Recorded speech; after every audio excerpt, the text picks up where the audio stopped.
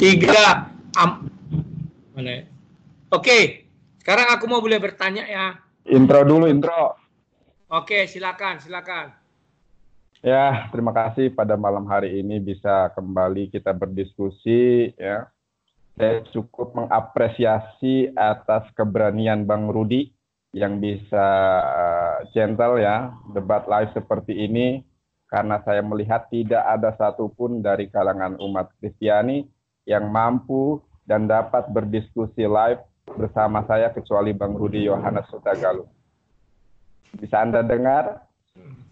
Bisa, terus. Ya, sedangkan yang lain Saifuddin Ibrahim, Gracia Alvelo, dan kawan-kawan yang lainnya cuma ngumpet di ketiak ibunya tanpa berani berdiskusi live seperti ini, Bang Rudi.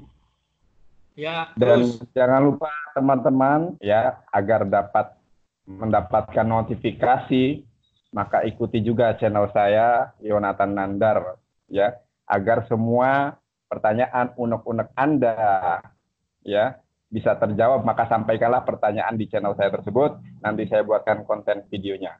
Terima kasih. Bang Rudi. Tambahan, Nandar punya Skype apa namanya? Yonatan Nandar ya? Ya, Yonatan Nandar. Ya, siapa tahu nanti ada pihak Kristen yang mau berdebat sama Jonathan Nandar, Skype-nya ya. Jonathan Nandar. Ya, jangan hanya Rudi saja, sebenarnya saya berharapnya yang lain. Biar sekarang kita mulai ya. Pertama. Ya. Sudah bisa kita mulai? Ya. Oke, pertanyaan saya sederhana. Sebelum saya masuk ke pertanyaan yang sebenarnya tadi pagi kita sudah siang ya, sudah ada diskusi. Sekarang sebenarnya pengulangan karena tadi macet-macet ya. Saya mau bertanya. Ya. Nah, tolong jelaskan apa sih firman Tuhan itu?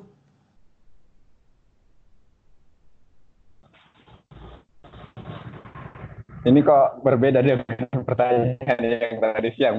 Padahal rencananya koneksi buruk beralih ke audio. Ini bagaimana ini, Bang Rudi? Kenapa? Ini tulisannya beralih ke audio. Berarti gambar saya nggak ada. Masih nampak. Kelihatan kok gambarmu. Tulisannya di sini beralih hanya audio. Enggak. Ada kok. Gambarku ada di tempatmu kan? Ya. Ini pembahasan yang pernah disampaikan oleh Bang Rudi kepada Om Jul, ya, Zulkifli M. Abbas kan. Udah, saya tahu ini. Udah. Kita membahas. Aku penting sekali itu dulu. Aku penting sekali karena begini, ketika aku debat dengan si Jul, dia kan tidak bisa menjawab.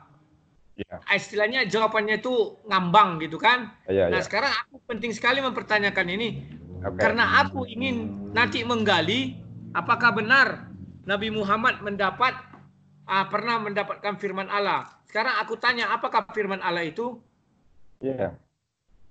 Firman Allah itu ya perkataan Allah. Oke, perkataan Allah ya. Nah, sekarang Nabi Muhammad katanya menerima firman Allah kan dan wahyu. Apakah wahyu sama dengan firman Allah? Firman Allah ya. Ya, dengan wahyu, apakah wahyu sama dengan firman Allah?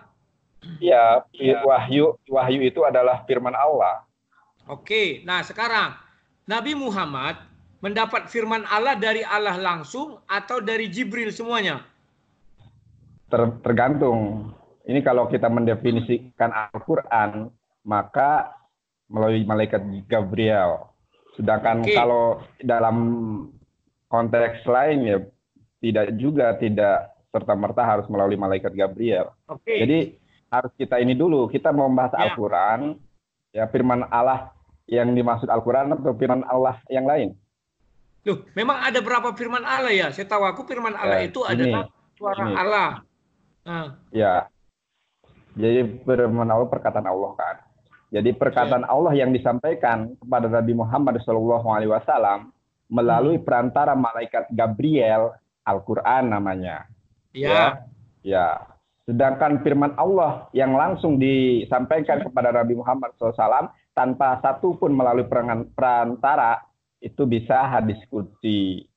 Gitu. Hadis qudsi itu kan hadis qudsi dengarkan saya terlebih dahulu. Ya, Hadis ya, terus. qudsi itu kan firman Allah. Firman Allah yang disampaikan kepada Nabi Muhammad SAW, baik terjaga ataupun tidak terjaga. Akan tetapi narasi dan redaksinya itu dari Nabi Muhammad SAW. Misal ya, Nabi Muhammad SAW sedang tidur, kemudian wahyu Allah, firman Allah turun kepadanya, ya. Maka ketika Rasulullah SAW menyampaikan, itu namanya hadis qudsi, karena redaksinya, pemaknaannya dari Nabi Muhammad SAW. Contoh nih, kan Nabi Muhammad bertemu waktu Isra Mi'raj, dia kan ke langit ke-7. Isra dan Mi'raj, ya. Iya, waktu Mi'raj kan ke langit, Isra kan dari Baitul. Kenapa? Isra dan Mi'raj. Iya, Mi'raj, ya kan? Nah, waktu naik ke langit ke-7, di situ dikatakan bahwa di hadis riwayat Muslim 162 sampai 168 itu ya, di situ dikatakan bahwa Nabi Muhammad bertemu dengan Allah mengenai waktu sholat dari 50 kali menjadi 5 kali. Ya kan? Nah, pertanyaan saya, apakah di situ Allah berbicara langsung kepada Nabi Muhammad atau Nabi Muhammad dapat mimpi atau Jibril? Bagaimana? Coba jelaskan. Malaikat Nabi Muhammad SAW ketika naik ke Sidratul Muntaha, maka dia berbicara langsung dengan Allah Subhanahu wa taala. Akan tetapi kisah ini kan tidak termuat di dalam Al-Qur'an kan? Padahal sama-sama firman Tuhan, adanya di dalam hadis. Karena ini bukan Al-Qur'an. Ya, berarti bukan boleh saya katakan, sebentar. Paham berarti di sini. Jadi firman, berarti boleh saya katakan, bentar dulu. Berarti boleh saya katakan bahwa firman Tuhan yang sesungguhnya itu di hadis, yang langsung Tuhan berbicara. Sementara yang di Al-Quran adalah firman Tuhan yang disampaikan oleh Jibril. Artinya Jibril yang berbicara. Bukan seperti itu. Sama-sama keduanya itu adalah firman Tuhan. Ya, Al-Quran namanya.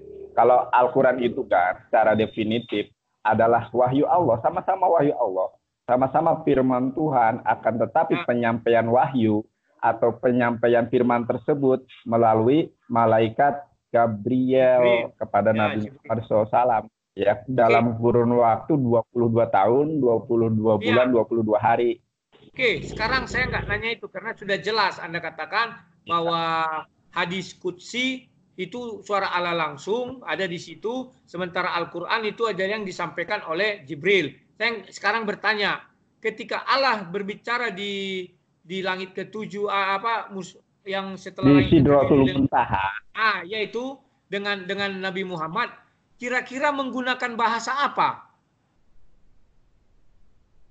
A'udzubillahi minasyaitonirrajim wa ma utitu minal ilmi illa qalila. Ya, masalah bahasanya wallahu alam bisawab, karena Nabi Muhammad SAW itu orang Arab, ya pastinya berbicara dalam bahasa Arab.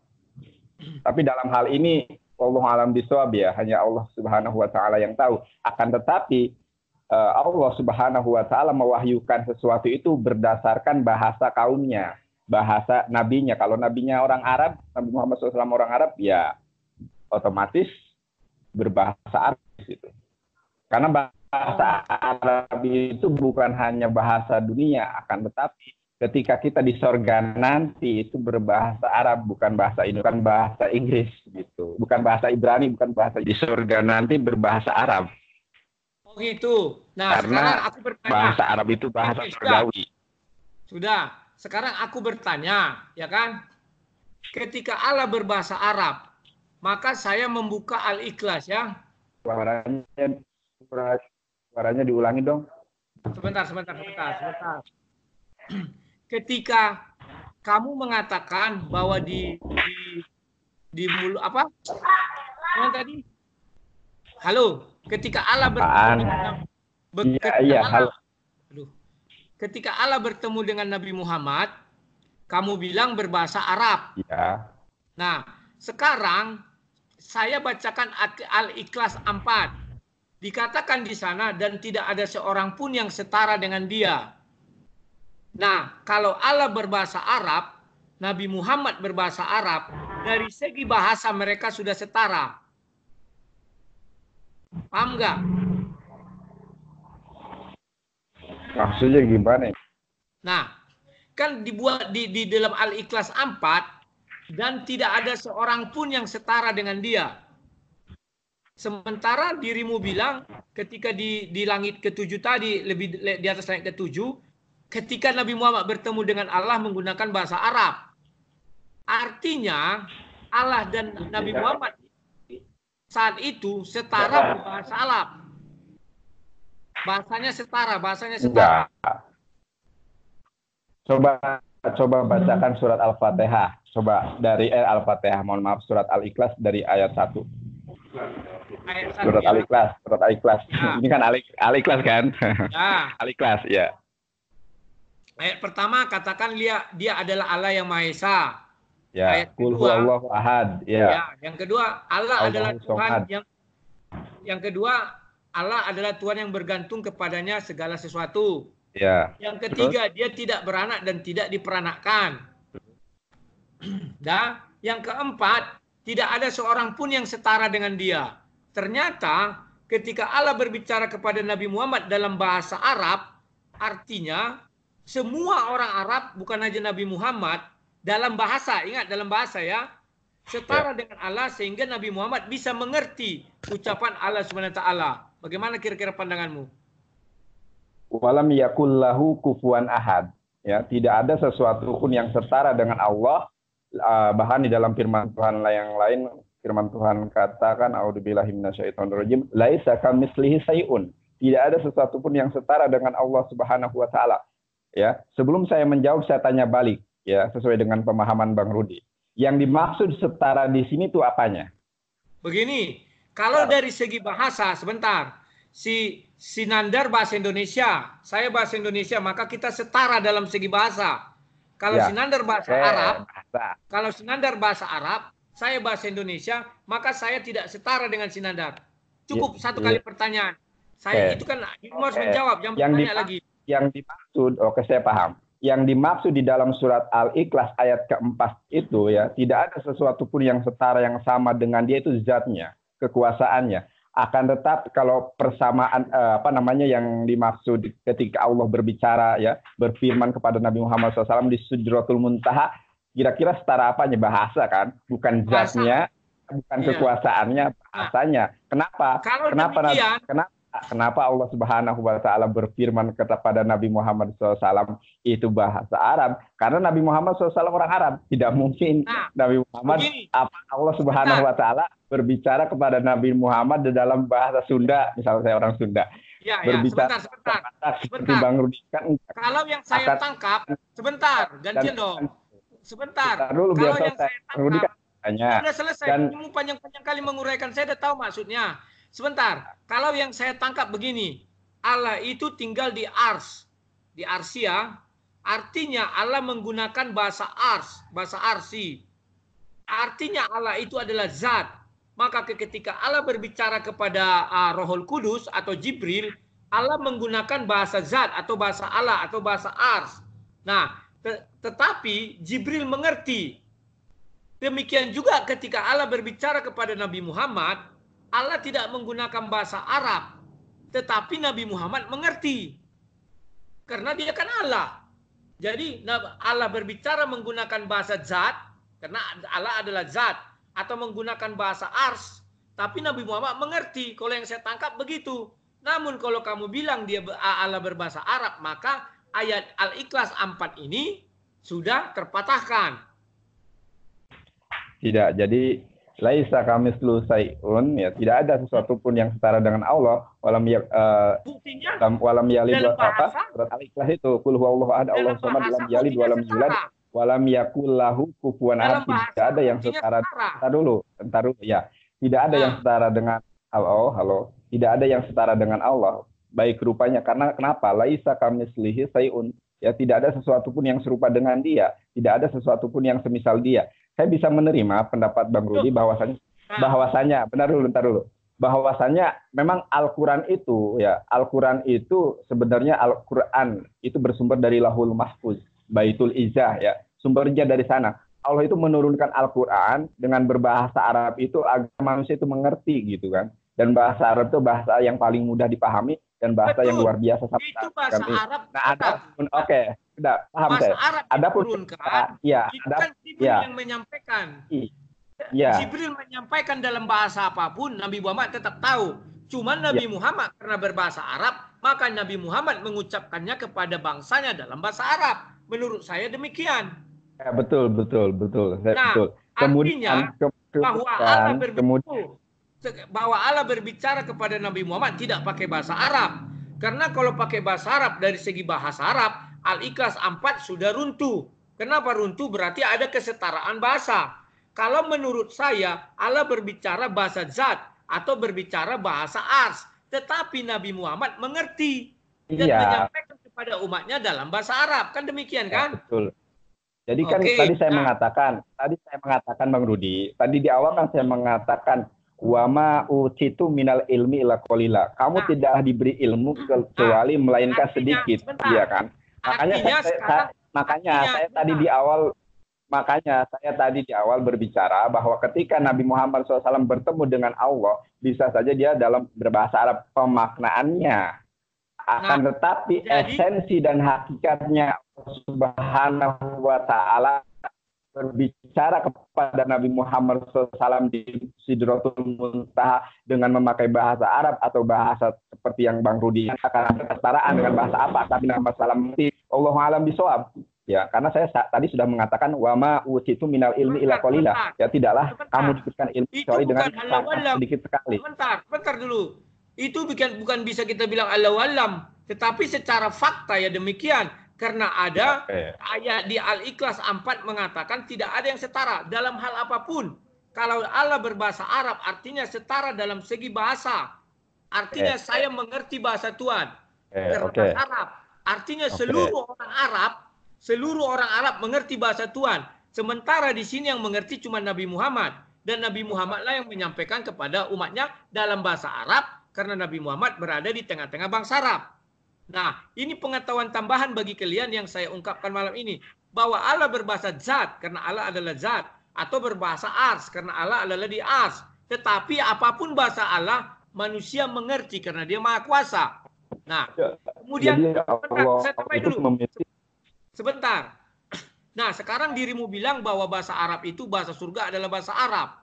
Coba kita buka. Gimana? Tadi dirimu bilang bahwa bahasa di surga adalah bahasa Arab. Bahasa surgawi. Bahasa Arab. Ya kan? Nah, coba kita buka surah 28 ayat 32.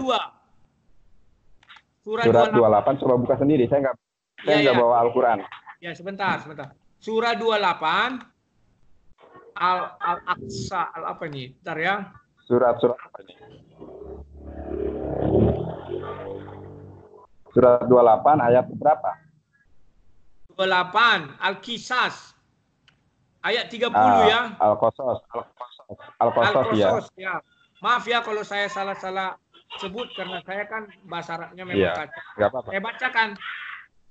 Saya bacakan ya. Maka tatkala Musa sampai ke tempat api itu, diserulah dari arah pinggir lembah yang sebelah kanannya pada tempat yang diberkahi. Dari sebatang pohon kayu, yaitu, ya Musa, sesungguhnya aku adalah Allah, Tuhan semesta alam. Halo? Iya, halo. Nah, iya. Tapi taruh ada panggilan.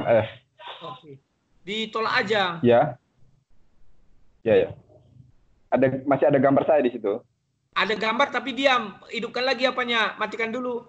Tolak dulu apa tadi itu telepon orang itu.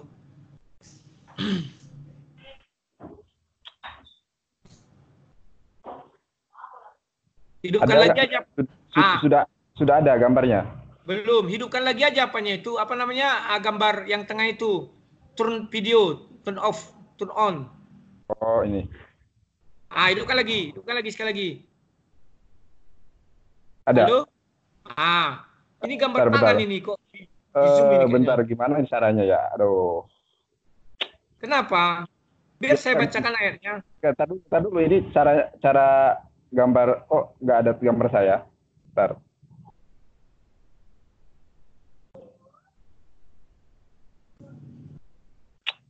Ganggu aja nih. Nah, udah ya. Udah ada. Ya. Gambarku udah ada. Tadi surat Al-Qasas ayat 30. Gambarku sudah ada? Ya, udah. Gambarku udah ada. Oke. Sekarang surat Al-Qisas 30 ya. Al-Qasas, surat Al-Qasas. Nah, dari maka tatkala Musa sampai ke tempat api itu, diserulah dari arah pinggir lembah yang sebelah kanannya pada tempat yang diberkahi dari sebatang pohon kayu, yaitu, ya Musa, sesungguhnya aku adalah Allah Tuhan semesta alam. Yang mau saya tanyakan di situ, ketika Allah berbicara sama Musa, itu kira-kira bahasa apa? Allah Subhanahu wa Ta'ala berbicara itu kan dengan bahasa kaumnya. Nah, atau ya, sudah. Atau dalam masalah ini, halo. Bahasa kaumnya, betul. Halo. Berarti saat itu Musa adalah orang Yahudi. Iya, firman Tuhan. Iya, firman Tuhan itu kan apalagi dalam hal ini Musa kan bercakap-cakap dengan Allah Subhanahu wa Ta'ala kan? Ya. Iya. Nah, berarti bahasa Ibrani kan, bukan bahasa Arab kan? Iya. Berarti bahasa Ibrani. Surgawi. Nah, sekarang bahasa surgawi itu bahasa Ibrani atau bahasa Arab? Karena sama-sama Nabi. Bahasa Arab karena tidak ada nas ya, baik di dalam Al-Quran maupun hadis bahwa bahasa surgawi itu adalah bahasa Ibrani. Justru tertulis bahasa surgawi itu bahasa yang digunakan oleh penduduk surga nanti ya. Kalau Bang Rudi mau mengatakan ini, silakan cari hadisnya, ya silakan cari Al-Qurannya. Ya, adapun di dalam surat Al-Qasas ayat ke-30 itu kan berbicara tentang Allah Subhanahu wa Ta'ala, bagaimana ia bercakap-cakap dengan Nabi Musa. Iya, makanya saya bilang, bukankah Nabi Muhammad mengatakan bahasa surga itu, dirimu tadi mengatakan bahasa surga bahasa Arab, karena Nabi Muhammad berbahasa Arab. Bukan diri saya, akan tetapi menurut Nabi Muhammad SAW dalam sebuah hadis. Oke, hadis ya. Nah sekarang, Nabi Musa itu berbahasa Ibrani atau bahasa Yahudi. Apakah di surga nanti orang Nabi Musa berubah bahasa dari Yahudi Ibrani menjadi bahasa Arab? Halo? Ya. Halo. Ya, halo. Jadi yang mau saya tanyakan begini. Yang mau saya tanyakan begini. Allah berbincang-bincang dengan Nabi Musa dengan bahasa Ibrani. Ya kan, atau Aram lah kita bilangnya. Nah, apakah nanti di sorga, jikalau itu bahasa Arab, Nabi Musa kan tidak bisa bahasa Arab, sama-sama Nabi loh ini. Kenapa Allah menetapkan bahasa surga itu menjadi bahasa Arab, bukan bahasa Ibrani? Karena mulai dari nabi-nabi 24 nabi itu semua berbahasa Ibrani, cuma Nabi Muhammad yang berbahasa Arab. Andai kata diambil voting, maka yang menang itu adalah bahasa Ibrani, bukan bahasa Arab. Ya. Masalahnya Bang Rudi, ini bukan masalah voting atau tidak. Ini adalah masalah pewahyuan, ya kan? Kan tadi di awal pada perdebatan kita di siang hari itu saya telah mengatakan bahwa wama yang siku anil hawa in huwa ila wahyu yuha. Ya adalah apa yang disampaikan oleh Nabi Muhammad SAW itu kecuali atas dasar wahyu Allah, ya, atas dasar petunjuk wahyu Allah Subhanahu wa Ta'ala, firman Allah gitu kan yang disampaikan pada Nabi Muhammad SAW. Nabi Muhammad SAW mengatakan bahwasanya bahasa surgawi, bahasa di surga itu bahasa Arab, ya gitu. Tidak karena voting, itu sudah kehendak Allah Subhanahu wa Ta'ala. Karena kami bentar dulu, karena kami gini di Bang Rudi ya. Bang Rudi kan bertanya tentang Islam, maka saya jawab dalam perspektif Islam, ya. Meskipun tadi Bang Rudi mengaitkan bahwa ketika Allah Subhanahu wa Ta'ala bercakap-cakap dengan Musa, ya, walaupun ketika itu Allah Subhanahu wa Ta'ala bercakap-cakap dengan Nabi Musa alaihissalam bahasa Ibrani, akan tetapi bahasa surgawi itu tetap bahasa surga, tidak namanya itu. Belum. Saya sudah tahu, ya, mau Anda orang Batak, mau ada orang Sunda, mau Anda orang Jawa, mau ada orang Yunani, Ibrani, dan lain sebagainya, di sorga itu nanti adalah bahasa Arab, ya. Nah, masalah sekarang nanti biar selesai dulu. Nah, itu sudah saya mengerti. Sekarang begini, Anda kan sudah tahu hadis riwayat Muslim 162 ketika Mi'raj ke langit 1 sampai langit 7. semua isi daripada langit 1 sampai langit 7 ada 8 nabi. Ke-8 nabi itu adalah berbahasa Aram. Lah, bagaimana Anda mengatakan bahwa nanti bahasa di surga adalah bahasa Arab, sedangkan pengisi surga sekarang itu 8 nabi menggunakan bahasa Aram? Nggak ada. Jadi manusia saat ini tidak ada. Tadi dulu, Bang Rudi, saya katakan ya, saat ini tidak ada orang yang memasuki surga, karena surga itu nanti dimasuki setelah yaumul hisab, setelah hari akhir, ya. Bahkan yang pertama kali, bentar, dengarkan saya dulu.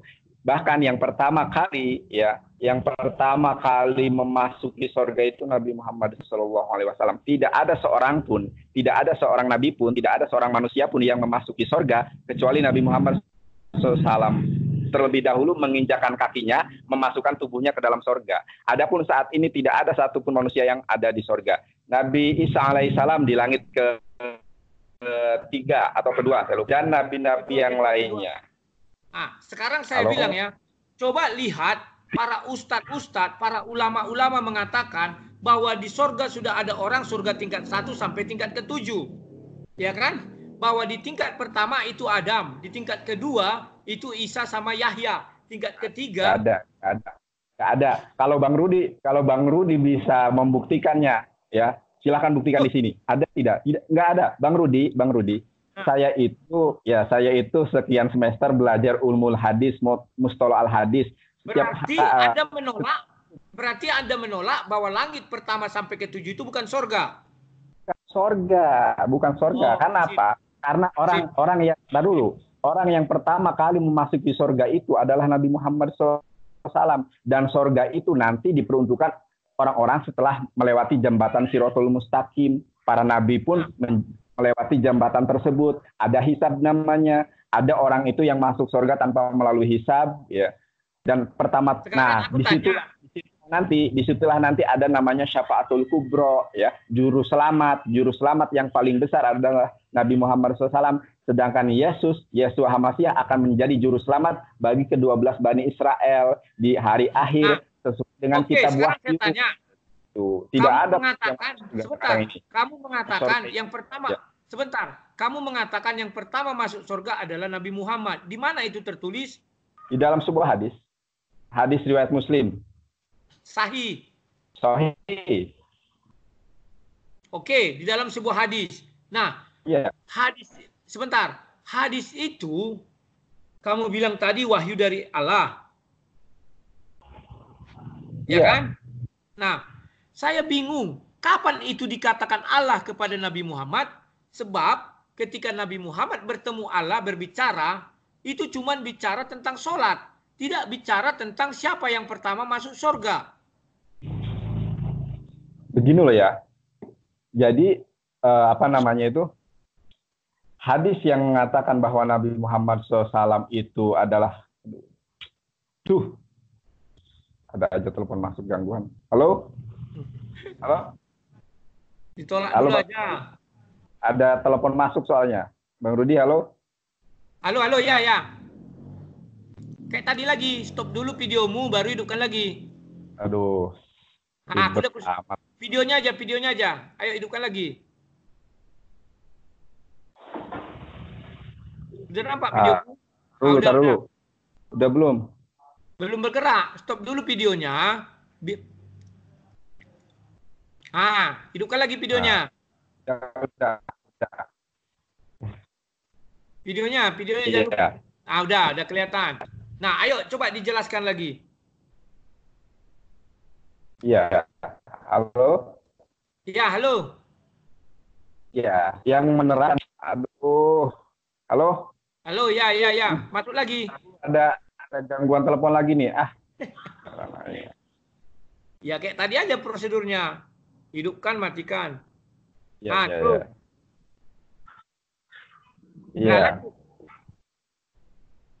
Ya, jadi Bang Rudi salah memahami. Gini loh ya. Hadis yang menyatakan bahwa tidak ada seorang pun yang memasuki surga, ya, kecuali Nabi Muhammad SAW terlebih dahulu itu bukan ketika Rasulullah SAW Isra Mi'raj, bukan. Ya. Kan saya sudah mengatakan, ya, perkataan Nabi ya kauliyah ya atau fi'liyah atau bahkan takririyah itu kan dulu. Maksud saya bukan saat Isra Mi'raj Nabi masuk surga, tetapi maksud saya ketika Isra Mi'raj bahasan itu tidak ada disinggung Allah selain mengenai bahasan sholat. Di mana disinggung mengenai jadi Isra dan Mi'raj itu kan ada ya pada intinya adalah itu adalah awal mula turunnya kewajiban sholat 5 waktu ya. Akan tetapi ada rentetan, ada kronologinya bagaimana Nabi Muhammad SAW bertemu dengan para nabi. Ada Abraham, ada Musa, ada Isa, ya di beberapa tingkatan langit itu. Ya, gimana? Maksud saya, pada saat kapan Nabi Muhammad dapat berita atau dapat firman Allah bahwa yang pertama masuk surga adalah Nabi Muhammad? Di mana itu? Dirimu bilang tadi di hadis. Oke, di hadis. Yang saya maksud, pada saat kapan itu diberitakan Allah kepada Nabi Muhammad?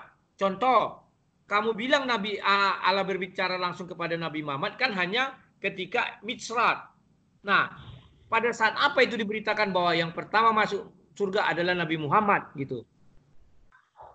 Jadi begini, jadi Rasulullah SAW itu pernah bersabda, dengarkan saya Pak Rudi, ya. Jadi Rasulullah SAW itu pernah bersabda dengar jadi Rasulullah SAW itu pernah bersabda, ya. Sesungguhnya aku di hari kiamat mendatangi pintu surga, ya. Dengar? Halo? Dengar. Kemudian penjaga pintu surga itu mengatakan, siapakah engkau? Ya, karena posisinya di dalam. Siapakah engkau? Ya. Kata Rasul SAW Muhammad. Nah, kata para malaikat itu, kata malaikat penjaga pintu surga itu mengatakan, aku diperintahkan untuk tidak pernah sekalipun membukakan pintu surga ini kecuali engkau telah memasuki surga terlebih dahulu. Ya. Dari sini kan diambil sebuah simpulan bahwa tidak mungkin ada orang yang bisa masuk surga sementara Nabi Muhammad SAW tidak lebih dahulu masuk ke dalamnya. Kenapa? Karena ada perintah bahwa malaikat tidak akan pernah membukakan pintu surga. Gitu. Adapun pertemuan, Nabi Muhammad pernah ke surga. Bentar. Adapun pertemuan Nabi Muhammad SAW dengan para nabi di langit pertama, langit itu bukan surga, langit itu bisa dilihat hadisnya. Nabi Muhammad belum pernah ke surga. Sementara perintah daripada malaikat hanya yang pernah dari surga yang bisa kami bukakan pintu katanya kan? Jadi kenapa Nabi Muhammad yang pertama masuk surga? Bukan begitu hadisnya itu. Coba. Ya, aku diperintahkan untuk tidak membuka pintu surga ini kecuali engkau terlebih dahulu masuk ke dalamnya. Putus. Jadi kecuali engkau ulang. Aku tidak membuka pintu surga ini. Ulang. Ya, aku disuruh oleh Allah, kata malaikat itu untuk tidak membukakan pintu surga, kecuali engkau telah masuk ke dalamnya. Lah, makanya Nabi Muhammad kan belum masuk ke dalamnya. Iya, jadi gini loh, Bang Rudi tinggi mati. Gimana membuka pintu surga kecuali engkau sudah masuk ke dalamnya? Jadi pada intinya adalah, jadi tidak mungkin ada seseorang yang bisa masuk surga kecuali Nabi Muhammad SAW telah memasuki ke surga itu. Contoh saya ambil ilustrasi. Bentar dulu. Saya ambil sebuah ilustrasi. Saya tidak mungkin orang lain masuk ke rumah saya kecuali Bang Rudi telah memasukinya. Telah memasuki rumah saya, tidak mungkin saya menerima tamu lain sebelum Bang Rudi berkunjung ke rumah saya. Jadi sebelum Bang Rudi berkunjung, saya menyetop siapapun tidak bisa masuk. Begitu. Kalau Bang yang Rudi. Saya tangkap bukan begitu. Kalau yang saya tangkap dari pernyataanmu bahwa orang yang tidak pernah masuk ke surga tidak bisa masuk. Bukan seperti itu, Bang Rudi. Yang apa ya, Bang Rudi ini ya? Kan belum pernah kau bilang. Yang belum pernah datang ke rumahku, kau bilang kan, tidak boleh masuk ke rumahku. Berarti kan harus Nabi Muhammad sudah pernah masuk surga, maka dia masuk surga lagi. Intinya seperti ini ya. Tidak ada seorang pun yang masuk surga kecuali Nabi Muhammad SAW terlebih dahulu memasuki surga itu. Ini kan hadis ini kan berbicara tentang hari akhir. Sekarang saya tanya, Nabi Muhammad kan sekarang sudah wafat. Ya. Apakah nanti Nabi Muhammad mengalami yang namanya penghakiman akhir? Karena Al-Quran mengatakan semua manusia akan dibangkitkan dan dihakimi menurut itu ditimbang pahala dan dosanya. Ya. Halo? Ya, halo terus. Ya. Jadi seluruh manusia itu ya akan dihakimi kecuali ada beberapa orang sebagaimana yang telah disebutkan oleh Nabi Muhammad SAW. Jadi ceritanya gini, Bang Rudi. Di hari kiamat itu, ya, di padang mahsyar itu manusia itu menunggu hari penghakiman. Jadi tidak langsung kepada hari penghakiman, akan tetapi manusia itu menunggu lama sekali, ya, di padang mahsyar sampai ada yang penuh dengan keringatnya. Akhirnya mereka itu memohon syafaat, ya. Oleh karenanya, Bang Rudi mungkin pernah mendengar bahwa semoga kita diberikan syafaat oleh Nabi Muhammad SAW di yaumil akhir nanti di padang mahsyar atas izin Allah. Sebentar. Saya sudah baca Al-Quran di surah Maryam 15 dan 33 dan saya cari di surah-surah lain, saya tidak temukan janji bahwa nanti Nabi Muhammad dibangkitkan. Di surah Maryam 33 dan surah Maryam 15 dan 33 hanya Yahya dengan Nabi Isa yang akan dibangkitkan. Nabi Muhammad tidak ada. Salah. Loh, itu yang dibuat di Maryam yang tertulis langsung. Begini, tetapi memang dibilang pada hari akhir seluruh manusia akan dibangkitkan. Ya, saya paham. Ya. Jadi gini loh ya. Jangan kita itu memahami Al-Quran dalam perspektif Alkitab, nggak nyambung. Kalau Bang Rudi bertanya kepada saya tentang Al-Quran, maka kita lihat perspektif. Jalan ke surga. Ya, bertanya kepada saya. Sebentar. Nabi Muhammad kan sekarang sudah meninggal, wafat kan? Nah, jalan ke surga kan harus dibangkitkan. Ya. Nah, yang dibangkitkan pertama sekali karena ada tertulis di Al-Quran. Yang bangkit pertama sekali itu yang sudah dijanjikan bangkit hanya Yahya dan Nabi Isa. Coba lihat suratnya. Maryam 15 sama 33. Coba lihat ayatnya bagaimana. Kubaca Maryam sebentar 15. Sebentar. Kelewat. Sebentar ya. Saya bacakan ya. Nah, Maryam 15. Kesejahteraan atas dirinya pada hari ia dilahirkan. Dan pada hari ia meninggal. Dan pada hari ia dibangkitkan hidup kembali. Artinya, Yahya itu dijanjikan akan dibangkitkan secara pribadi loh. Bukan bersama-sama dengan yang lain. Demikian juga Maryam 33. Isinya sama tetapi untuk Nabi Isa. Sebentar. 33 ya. Bentar ya. Sok. Nah, ini 33 saya bacakan. Dan kesejahteraan semoga dilimpahkan kepadaku pada hari aku dilahirkan, pada hari aku meninggal, dan pada hari aku dibangkitkan hidup kembali.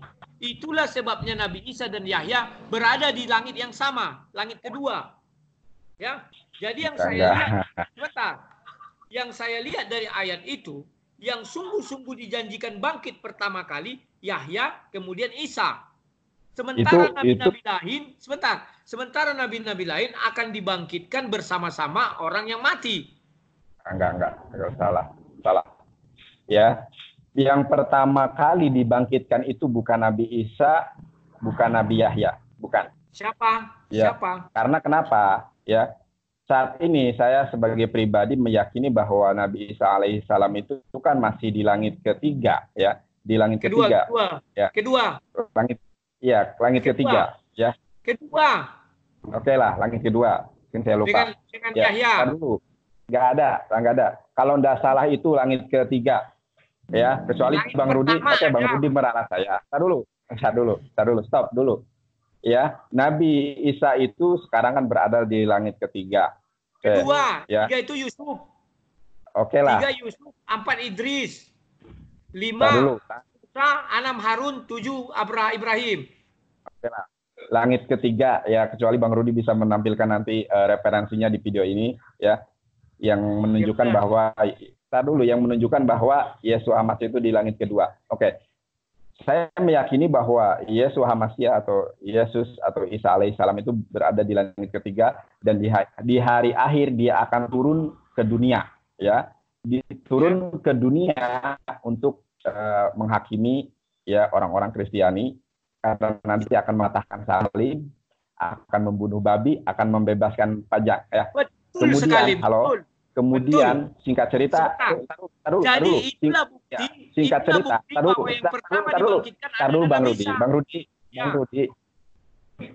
Bang Rudi, bentar dulu. Ini kita berkisah nanti tentang kebangkitan Isa ya. Ya, jadi Nabi Isa itu singkat cerita berada di bumi ini selama 40 tahun. Ya. Ada yang mengatakan 4 tahun, ada yang mengatakan 40. Ada yang mengatakan 40 itu yang benar-benar nanti 40 tahun, ada yang mengatakan 7 tahun. Karena beliau di dunia ini kan umurnya 33 tahun. Setelah itu diangkat oleh Allah. Jadi sisanya 7 tahun nanti. Nah, ya, jadi Isa itu alaihissalam turun, ya. Kemudian Al-Mahdi itu mempersilahkan Isa untuk sholat. Akan tetapi, ya, karena kedatangan Isa alaihissalam kedua kalinya itu bukan menjadi seorang nabi, Isa alaihissalam menolak, karena kedatangan beliau itu untuk menjadi umat Nabi Muhammad SAW. Inilah kehebatan Nabi Muhammad SAW, ya, karena umatnya adalah salah satu nabi, yaitu Nabi Isa alaihissalam. Dipersilahkan untuk jadi imam oleh Imam Mahdi. Pada saat itu Nabi Muhammad masih wafat. Nabi Isa sudah turun ke bumi. Mana mungkin yang hidup beriman kepada yang mati? Ntar dulu, ini saya belum selesai menjawab. Kan kali ini baru bertanya, saya menjawab. Dia menjadi umat Nabi Muhammad. Nabi Muhammad sudah wafat. Bang Rudi, stop dulu. Saya belum menjawab sampai selesai loh. Ini masalah kebangkitan tadi yang pertama kali dibangkitkan katanya Isa. Ya. Setelah itu, ya, yang jadi imam adalah Al-Mahdi. Karena kapasitas Isa pada saat nanti turun kedua itu sebagai umat Nabi Muhammad SAW. Setelah umurnya mencapai 40 tahun, dengarkan saya terlebih dahulu. Ya. Tar dulu, dengarkan dulu. Ini soalnya poinnya di sini. Setelah Isa alaihissalam mencapai umur 40 tahun. Itu saya sudah tahu, sudah mengetahui. Ya, saya tahu Bang Rudi, stop dulu lah. Dengarkan saya dulu, listen to me please. Karena tar dulu, ya Allah, Bang Rudi, tolong berikan kesempatan dulu. Ini kan menjawab pertanyaan Bang Rudi. Ya. Oke, silakan. Karena umat Isa itu adalah 40 tahun, ya, di dunia ini 33 tahun. Pertama, setelah kenaikannya nanti turun lagi itu ada yang mengatakan 7 tahun. Jadi totalnya kan 40 tahun. Setelah itu Nabi Isa alaihissalam wafat. Ya, mati. Qaid is dead, ya kan? Disolatkan oleh Imam Mahdi. Yang gini loh ya. Aku ingin sampaikan sesuatu ke Bang Rudi. Jadi ketika kita menafsirkan Al-Quran, tadi tafsir Al-Quran yang mengatakan bahwa Isa alaihissalam itu yang dibangkitkan kali-kali pertama kali itu kan penafsiran asumsi Bang Rudi. Nggak ada satupun atar asumsi. Sebentar, saya bukan asumsi. Begini loh, kan kamu sudah menjawab. Itu bukan asumsi. Tetapi itu dikatakan yang dijanjikan, dihidupkan, dibangkitkan itu secara tertulis hanya Yahya dan Nabi Isa. Nabi Muhammad di mana dijanjikan? Coba buka Al-Quran. Di mana dijanjikan bangkit? Makanya dengarkan saya terlebih dahulu. Gini loh ya. Kan sudah ada saya dengarkan. Kamu bilang itu asumsi saya, tentu saya jawab. Belum menjawab siapakah yang pertama kali dibangkitkan, kan belum kan? Belum. Ingin tahu kan? Gini loh ya Bang Rudi, ya. Jadi Al-Quran, metode penafsiran Al-Quran itu dengan 2 cara. Dengan 2 cara, ya.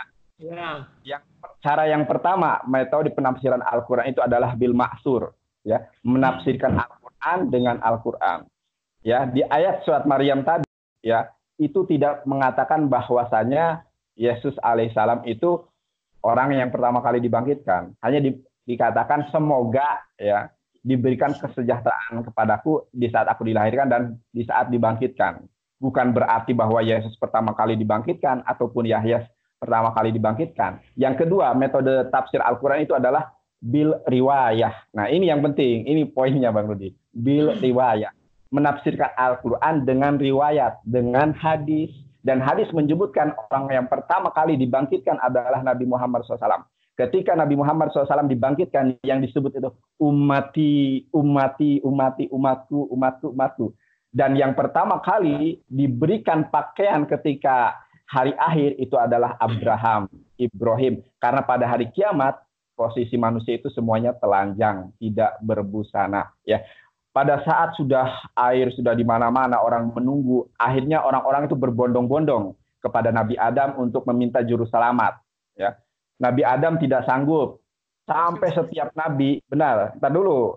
Bahkan sampai Nabi Isa alaihissalam dimintai juru selamat ya atau syafaatul kubro kalau di dalam definitif Islam, syafaatul kubro, Nabi Isa alaihissalam tidak mampu memberikan syafaatul kubro. Lalu datanglah kepada Nabi Muhammad SAW meminta syafaat atas izin Allah. Makanya umat Islam itu kan senantiasa bersolat kepada Nabi Muhammad, memohon agar diberikan syafaatul kubro. Nah, di syafaatul kubro itu ya Nabi Muhammad SAW memberikan syafaat. Syafaat ini diberikan bukan untuk masuk surga loh ya. Ketika itu hanya untuk agar mereka segera dihakimi, ya, segera amal perbuatannya itu dihisab. Nabi Muhammad SAW itu bersujud di bawah arasy pada Allah untuk agar segera mereka dihakimi. Ya, begitu. Jadi, sekarang aku lagi panjangan. Ada beberapa orang. Ada gantian. Dulu, ada 80.000 orang yang tanpa hisab masuk surga. Kemudian, ya, ada orang-orang yang itu dihisab melalui Syiratul Mustaqim itu yang disebutkan di dalam surat Maryam itu, ya. Oke, sudah. Saya lagi giliran saya ya. Kamu bilang semua cerita kamu itu membuat saya bingung. Itu kan belum terjadi. Kenapa seolah-olah yang kau ceritakan itu sudah terjadi? Kan belum. Nah, tunggu dulu. Itu yang pertama. Yang kedua, maafin ya. Kamu bilang 800 orang tanpa dihisap langsung ke surga. 80.000, ya. Nah, 80.000 orang. Nah, sementara di waktu yang bersamaan kamu bilang Nabi Muhammad bersyafaat kepada Allah agar manusia itu segera diadili. Artinya yang pertama masuk ke surga tentu yang 80.000 orang ini, sementara Nabi Muhammad masih sujud agar orang-orang itu yang disapati semoga langsung diadili. Sementara yang 80 orang sudah di surga. Bagaimana sih? Berarti yang pertama masuk surga adalah yang 80 orang. Jadi pada saat itu manusia posisinya semua pada di padang mahsyar, ya. Tergantung amal perbuatannya, ya. Ada yang ketiga menunggu di padang mahsyar dulu. Kan dulu. Kamu ceritanya panjang sekali. Makanya saya heran yang pertama yang kamu ceritakan itu cerita yang sudah terjadi atau belum terjadi atau akan terjadi. Yang kedua, kamu bilang Nabi Muhammad pertama masuk surga. Tetapi dalam waktu yang bersamaan kamu bilang 80 orang tanpa dihisap langsung ke surga. Sementara Nabi Muhammad masih memintakan kepada Allah bersyafaat agar orang-orang ini cepat dihisap. Bayangkan 1 miliar orang. Bagaimana Nabi Muhammad masih memintakan. Sementara yang 80 orang sudah di surga. Artinya yang pertama ke surga yang 80 orang dong. Begini. Ini kan asumsi Bang Rudi. Jadi begini. Ya pada saat itu manusia kan berbondong-bondong agar segera diadili. Semuanya termasuk masuk yang mereka yang nanti tanpa hisab itu, ya kan? Ya, yang termasuk nanti mereka yang tanpa hisab itu. Akan tetapi kan semuanya kan ada step by step-nya, ya. Jadi ketika itu mereka itu dihakimi, ya, kecuali orang. Yang menghakimi siapa? Jadi hakimnya siapa? Oh, Subhanahu wa Ta'ala. Bukan Nabi Isa. Kan. Bahkan Nabi Isa alaihissalam bahkan ya satu-satunya nabi yang dihakimi itu adalah Nabi Isa alaihissalam. Ya di dalam surat An-Nisa 159 udah pernah baca? Ya. Begini, Nabi Isa alaihissalam itu adalah satu-satunya nabi yang dimintai pertanggungjawabannya di hari kiamat. Ditanyai, betulkah kamu di dunia ini? Coba di surat An-Nisa kalau tidak salah itu. Ketika An-Nisa berapa? Saya lupa ayatnya berapa. Jadi di Kalau dalam yang Anisa 159 itu menjadi saksi. iya, jadi di hari kiamat itu kan ya di hari kiamat itu kalau ya saksi itu kan bisa menjadi terdakwa, akan tetapi Nabi Isa alaihissalam kan memang tidak terbukti di dalam surat An-Nisa menyuruh umatnya untuk menyembah, ya kan? Jadi Nabi Isa alaihissalam itu satu-satunya nabi yang dihakimi di hari kiamat atau dimintai Iya, ya. pertanggungjawaban. Tar dulu Bang Rudi, coba surat An-Nisa dibacain. Surat An-Nisanya dibacain. Jadi Nabi Isa alaihissalam itu dimintai pertanggungjawabannya, ya, diberikan kesaksiannya, dimintai kesaksiannya. Kenapa kau umat Kristiani menyembah Nabi Isa alaihissalam? Ya kata Nabi Isa, engkau yang udahlah. Aku tidak. Saya makin melihatnya ini sulit memahami karena ayat-ayatnya atau hadis-hadisnya semua yang kamu ceritakan itu adalah seolah-olah peristiwa yang sudah terjadi, padahal akan terjadi. Jikalau satu saat hilang. Halo? Ya. Gini loh ya. Oke lah, sudahlah. Puas tidak puas, kita sudah 1 jam, sudah 50 menit, sama seperti kemarin kamu juga bertanya kepada saya 50 menit. Jadi, halo, sinyalnya putus lagi. Penutupan. Ya udah, silakan, tutuplah. Penutupan. Jadi silakan. apa yang diceritakan Nabi Muhammad SAW itu kan nubuat, ya. Nubuat itu perkataan Nabi tentang sesuatu yang akan terjadi. Begini loh, gitu ya. Yang nubuat akan terjadi. Itu kan firman Tuhan. Nubuat itu perkataan Nabi tentang sesuatu yang akan terjadi. Bisa dicek. Firman Tuhan. Ini kan ultimatum, ya. Ini kata-kata penutup, ya. Bentar dulu, ya. Jadi perkataan Nabi Muhammad SAW atau hadis itu menyatakan tentang peristiwa yang akan terjadi, ya. Begini-begini ceritanya sebagaimana yang telah saya sampaikan, Bang Rudi. Paham ini? Oke, jangan lupa senang sekali. Oke, Bang Rudi. Puas tidak puas, suka tidak suka, inilah hasil perdebatan kita. Nanti kalau ada ketidakpuasan kita lanjutkan sesi berikutnya. Sekarang saya stop dulu bisa ya? Ya, tar dulu. Oke, stop. Ya, stop kan kita tidak usah direkam, tapi tetap bicara.